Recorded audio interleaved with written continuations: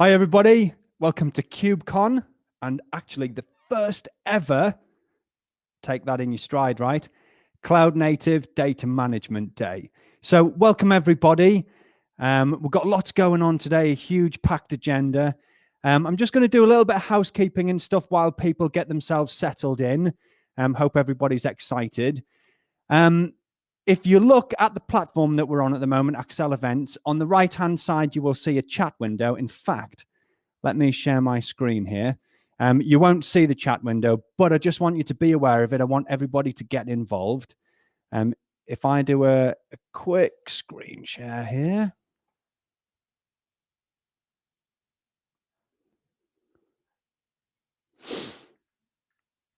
As hopefully you should be able to see, right? Get involved and use the chat screen. I want to say that it's mandatory, right? The thing is, we'd all, absolutely every one of us, so all of the great back team staff or backroom staff that are putting this together, everybody that's going to be up on stage, we'd all love to be there, to be able to eyeball you, to be able to bump into you in the corridors at a live event, hang out at after parties and stuff like that. Unfortunately, it's not possible. But we still want this to be as super interactive as possible. So I'm on the main stage now. This is the keynote. That means I'm in charge. So I'm saying to everybody, get yourselves involved in the chat, all right? Make it as interactive as possible. I've also got a poll going as well. You should see a poll section up on the right-hand side. Just one quick question, whether people are using containers and Kubernetes for sort of data-centric applications. So applications that create and manage important business data. I'd love to get a feel for who's actually doing that at the moment, who's maybe planning to do it. And if there's any of you out there that think, I am never doing that on containers and Kubernetes, do you know what? All answers are good answers. We just want the general feel for how everybody is. So look, I mentioned this is the first ever Cloud Native Data Management Day. And the geek inside of me wanted to say that it was going to be a historic event. I do get carried away a little bit sometimes. So I won't say that it's historic, but I do think that it is really important, right? Now, look, it's going to be a really cool event. We're going to have a lot of fun. We're going to learn a lot of things. It's going to be a really good use of your time today. But the thing is, we don't put these events on just for the sake of it. We put them on when there's a demand for them. So while it might not be historic, it is important because the fact that we're running this event means that data management and running stateful applications with important business critical data on them, on containers, on Kubernetes, is becoming a thing. If it wasn't, we wouldn't be running the event. So I think as you'll see, as I go through this session and as we go through some of the breakouts and the other sessions and the panels later on today, we'll find out that there really is a lot going on in the data and storage and containers and Kubernetes space. So be sure to check out the agenda, actually. I was looking at it yesterday, and there's some really cool stuff. In fact, some of the stuff that's scheduled at the same time, I'd like to go to both of them. We've really got some cool stuff going on. Let's do some intros, though. I want this to be interactive, though, so I'll introduce who I am, but I really want you guys to introduce who you are on the chat. This is a bit of a risk for me, right? Don't leave me hanging on this. I don't want an empty chat window when I look at it later. Give us your name, tell us where you're based, and maybe what you're doing with containers and Kubernetes with regards to data. Get that put in the chat, and maybe we'll give some shout outs, okay? But while you guys are doing that, I'll tell you who I am. So I'm Nigel. I'm from the UK. I'm a bit of a techaholic. I feel like I've done quite a lot of different things in the tech industry. But I spent about, I don't know, roughly 10 years as a storage expert. In fact, I wrote a best-selling book on storage. Don't recommend you buy it, by the way. It's super out of date now. But that's how involved in storage and data management I was. Though for the last, I would say, 7 to 8 years, I've been fully involved with containers, Docker, Kubernetes, and things like that. So for me, okay, as a former storage geek and now a container and Kubernetes geek, this sort of coming together of storage and data and containers, it feels like a real golden age to me. I've been waiting for it to happen for a very long time. And genuinely, it really is starting to happen now. I know that with new technologies and things, there tends to be, at least at first, a lot of hype and people talking about stuff but not actually doing it. I really feel like, well, certainly for containers and Kubernetes in general, okay, we're past just the hype and people really are using it. However, I feel like that as well when it comes to storage and containers and Kubernetes. We're not fully beyond the hype of that yet, but we are moving beyond it to the point where people really are starting to use it. But look, I'm getting carried away. This was supposed to be about introductions. So look, we've got people. Look, I've got Krishna here from India. Welcome, Krishna. I have seen we've got people from France. We've got people from Portland, Oregon. Oh, this is great. We've got loads of people from all over the world. So welcome, everybody. We've even got Michael from the UK. Welcome, everybody. It's going to be a great event. Now, aside from the chat feature, I did want to mention this. Let me just move this on to the next slide. On the socials, we are going to be using the hashtag CNDM days. So if you want to get involved on Twitter and LinkedIn and some of the other socials, please use the hashtag. If you've got questions, ask them, put that hashtag on. If you tag me in anything at Nigel Poulton, then I'll do my best to respond as well. But I am now going to just unshare my screen and we will crack on with the presentation. I did drop my clicker. Right, so let's talk about content now. Change is coming. If it's not already here for you, it is just around the corner. So let's take two perspectives. If you're predominantly an infrastructure person, this is Cloud Native Data Management Day. So let's say you're probably into storage and you're into data management, advanced data management, things like that. Your world is about to change in the shape of containers and Kubernetes. And maybe for some of you, it already has. But for those of you where it hasn't changed, don't sort of bury your head in the sand and pretend this isn't going to happen, because it is. It's a lot like the virtualization days when VMware came along and really changed our world. Just think for a moment where you or your organization might be if you'd never taken up virtual machines. I don't think you'd be in a great place. Well, containers and Kubernetes are coming to your world. You cannot run away from it. Just imagine where you would be if you don't get on board with this. Because to be fair, the changes that are coming with containers and Kubernetes are much bigger than the changes that came with virtualization and VMware. So don't hide from this, grasp it and start running with it. Now, there's another perspective. Maybe you're an application developer that's already writing applications that run on containers and Kubernetes. Well, your world is about to change as well, because we're about to move beyond, dare I say, the simple days of running stateless applications there, or just running stateless applications.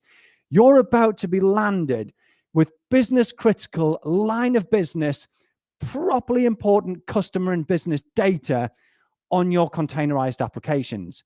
And I'm talking the type of data that if it's leaked or if it's lost, you might be losing your job. The company that you work for might be losing customers, and the company itself might even be in jeopardy. So the world is changing. Now, I'm not trying to scare anybody with this, because this is real forward progress. And people that are some of the early adopters in this, although they've had some challenges and bumps along the way, in fact, they've smoothed out a lot of those bumps for those of you who are just about to begin your journey.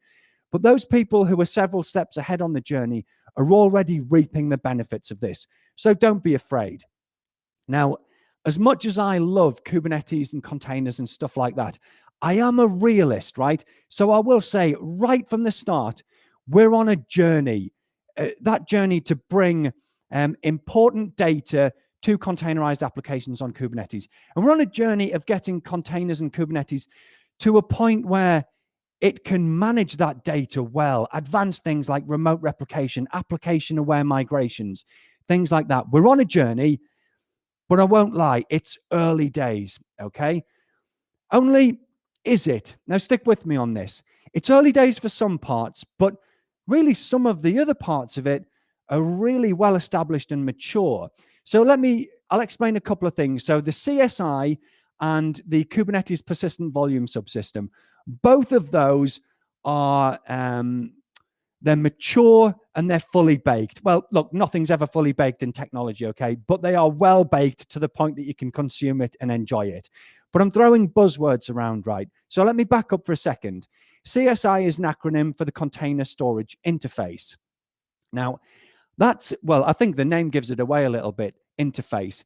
It's that low-level interface that lets you take either cloud storage or maybe even on-premises battle-hardened enterprise-grade storage arrays that you've already got and plug them into a Kubernetes cluster.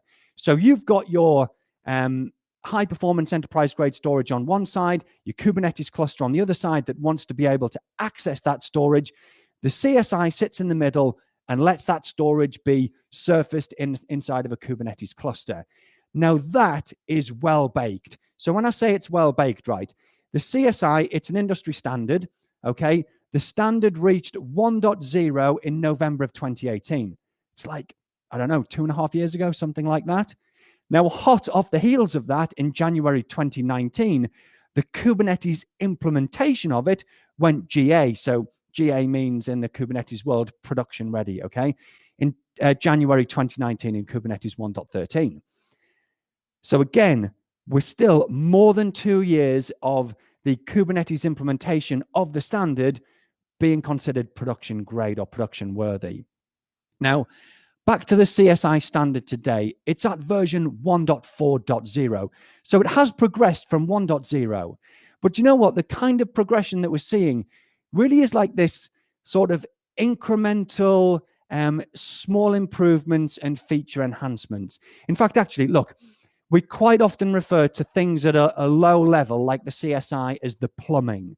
So if we take real plumbing, for example, right, like plumbing the water in your house or your office building or something.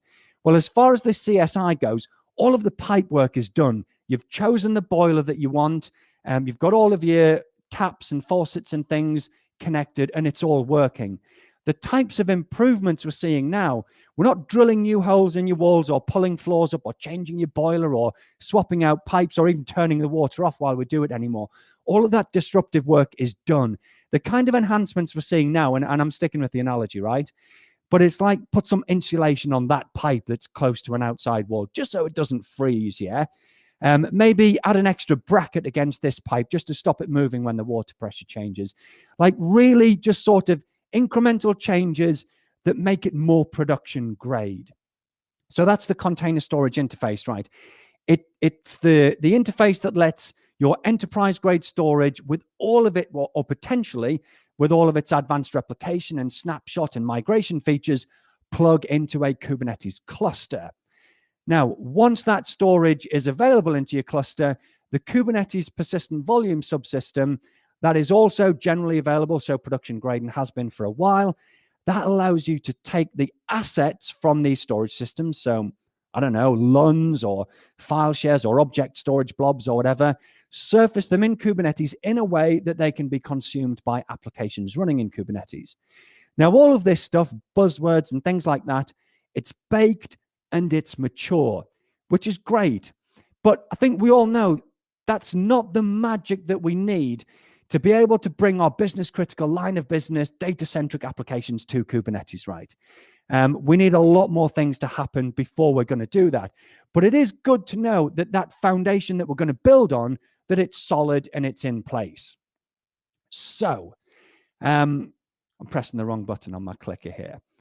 The foundations are in place and we're ready to rock and roll. I'll split the rest of the presentation sort of into two broad categories, right? I want to talk about what the Kubernetes project is doing to bring advanced data management facilities to the table or to the game. And then I want to talk about what the ecosystem is doing, because I feel like the project and the ecosystem have subtly different roles to play.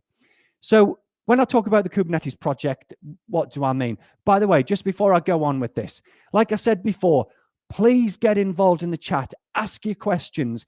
And if you're reading the questions in the chat and you think you know an answer to somebody else's question, get yourself involved and answer, because I'm focusing on the camera now and I'm not typing answers. So if you feel like you can answer, get involved, okay? And don't forget the poll that we've got going. Anyway, look, Kubernetes, the project, I'm talking about if you know what I mean by this term, upstream Kubernetes. So in fact, let's say this, not Kubernetes that's been tweaked by somebody and had their own bells and whistles added. I'm talking about core Kubernetes. So what everybody else takes and then builds around. Core Kubernetes is doing quite a lot to bring advanced data management to the table. I'll give you a few examples, right? In Kubernetes 1.19, storage capacity tracking moved into alpha. Now, that in and of itself is not an advanced feature, but it adds intelligence to the Kubernetes scheduler so that when it starts to schedule applications to a Kubernetes cluster, instead of it just looking at things like CPU and memory, now has the intelligence to start looking at available storage. So that's a real step forward in maturity for Kubernetes there. In Kubernetes 1.20, volume snapshot operations went generally available. Like I've said before, generally available means production grade to the Kubernetes project. Now, volume snapshots being done by Kubernetes, it's interesting. I need to be clear about this, right? This is not Kubernetes reinventing snapshots or having its own built-in snapshot mechanism. It's not. What it is, it's about being able to trigger and drive and manage snapshots on an external storage system, but through Kubernetes. So let's say you've got a Kubernetes cluster that's got, I don't know, 3 different storage systems attached via 3 different CSI drivers. And instead of having to learn the commands and the procedures for initiating snapshots on all 3 different arrays, which might be from different vendors or different clouds or different cloud services like a block storage service or a file service, instead of having to learn those 3 different things, abstract it up to Kubernetes so that you can say, as an application developer or as an application, Kubernetes, initiate a snapshot on this particular volume for me.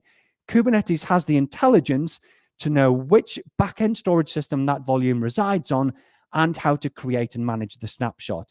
So instead of having to learn those 3 different systems, you learn Kubernetes as the industry standard API. And at the end of the day, look, that abstraction sort of paves the way for application portability, which we'll talk about in a minute, okay? But it paves that road because no longer is your application or your developer or your code tied into the specifics of any underlying infrastructure. It literally talks to Kubernetes, do me a snapshot, please, Kubernetes. And Kubernetes takes care of all of the specifics at the infrastructure layer below, meaning you can move your application potentially to a different Kubernetes cluster. And as long as the infrastructure below it supports snapshots being driven by Kubernetes, your application doesn't even have to know that it's moved.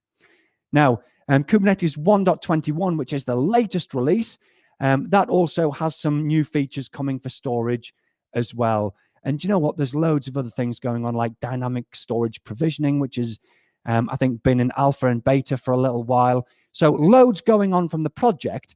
But I really feel like it's the project's responsibility to put the foundations and the infrastructure in place for the ecosystem, then to really drive things up to the next level.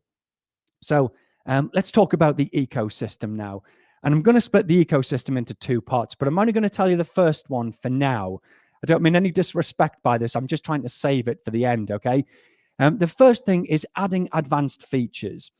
So 2020, it was a really challenging year globally. I fully understand that, and we still have some challenges now, especially I think we're all aware of what's going on in India at the moment, and certainly our thoughts and prayers are with everybody there and everybody that's affected. But winding back to 2020, from a technology perspective, for Kubernetes and storage, it was a huge year, mainly because the big players, your NetApps and your HPEs and those people who have been doing storage and data management for years, stepped up to the plate and started bringing what potentially looks like their A game to the Kubernetes party. So bringing all of their advanced features, I'm talking about things like, you know, topology-aware remote replication, scheduled snapshots, and the ability to migrate applications. Of course, look, they're bringing all of their low-level implementation details, you know, all of the way that they protect data and dedupe data and all of that kind of stuff that some of you probably love and get excited about. But we're at a little bit more of a high level here. Things like replicating data. they started coming into Kubernetes. But again, the important thing was it was being driven through Kubernetes or through the Kubernetes API. A little bit like we just said with driving snapshots, okay?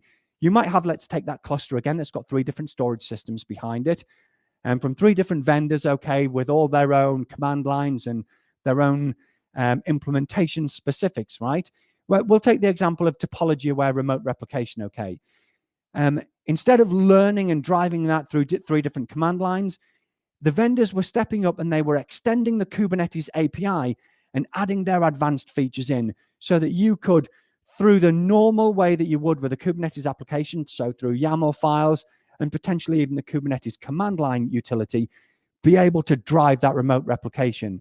So they extended the API in Kubernetes so that you could use Kubernetes as that industry standard API again to drive remote replication, rack-aware, topology-aware, all that kind of stuff. Lots of vendors started stepping up to the plate there. Now, this is important, and I've mentioned, again, a buzzword probably, but industry standard API. Let me just give you a quick analogy there. So if you think about Windows or Linux, pick your favorite, okay? We write applications, and I'm thinking traditional applications that we've been writing for years, right? We write them to run on Windows or Linux. We generally, I mean, there may be some edge cases, okay, but we generally don't write them to run against vendor A's server or vendor B's server, or a particular CPU or chipset, or a particular disk drive or flash drive or eMLC drive, whatever. We don't write our applications to write to low-level stuff like that. We write them to run on Windows or Linux. And the beauty is, once you do that, it doesn't matter whose server hardware or storage hardware. Look, I know it does matter sometimes because not all are created equally, but you get what I'm saying from a high-level perspective.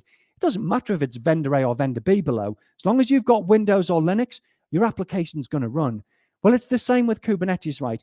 You write your cloud-native microservices applications. Don't we just love buzzwords in the industry? But we write these applications, modern applications, to run on Kubernetes. And it doesn't matter if it's Cloud A or Cloud B or Cloud Z underneath. It doesn't matter. Okay, as long as you write it to Kubernetes, it's pretty much going to work. In fact, it could be Cloud A, or it could be on-premises private cloud running Kubernetes. As long as you write your applications to run on Kubernetes, all of that stuff below it is sort of abstracted, which again leads to application portability. Now, the second thing, which I didn't tell you about earlier, with regards to the ecosystem and vendors, what they're going to bring to the party. And I feel like, look, let me just recap quickly before I say this. So we've said that like the core fundamentals, the plumbing is done and it's in place. Container storage interface, the Kubernetes persistent volume subsystem. Rock solid, it's in there and it's mature. We're now starting to see the Kubernetes project add advanced features or the ability to drive advanced features like snapshots and things. We're also starting to see vendors bring advanced capabilities and features and expose those into Kubernetes and make them look, smell, and feel like native Kubernetes features because we're driving it through the Kubernetes API.